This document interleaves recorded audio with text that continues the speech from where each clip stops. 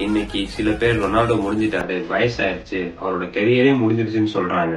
ஆனா ரொனால்டோ அவரோட பிரைம்ல இருந்தப்ப பால் அவர் கிட்ட போனாலே எல்லா பிளேயர்ஸும் பயப்படுவாங்க.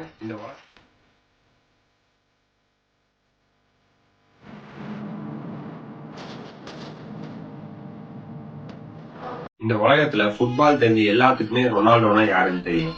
அவரோட எக்ஸ்ட்ராடனரி ரெக்கார்ட்ஸ், அப்புறம் அவரோட செலிப்ரேஷனுக்கு தனி ஃபேன் பேஸே இருக்கு. அவரோட பிரைம்ல ரியல் மேட்ரிட் கிட்ட போனதுக்கு அப்புறம் ஒரு மிஷின் மாதிரி ஆடினாரு.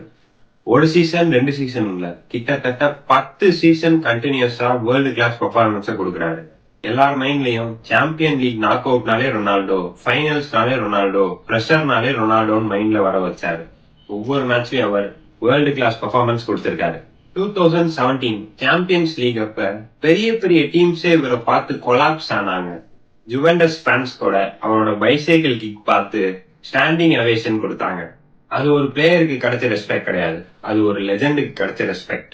ஒரு நாள் ஃபுட்பால் முடியும், ஸ்டேடியம் லைட்ஸ் ஆஃப் ஆகும், ஷூ அப்படிங்கிற சவுண்ட் அமைதி ஆயிடும். ஆனா கிறிஸ்டியானோ ரொனால்டோங்கிற பேர் ஃபுட்பால் ஹிஸ்டரியில மட்டும் இல்லை, மில்லியன்ஸ் ஆஃப் ஹார்ட்ஸ்ல எப்பயுமே இருக்கும்.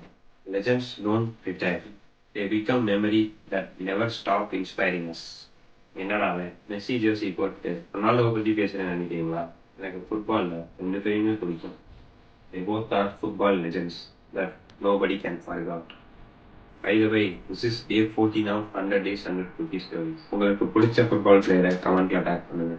மறக்காம ஃபாலோ பண்ணிக்கோங்க.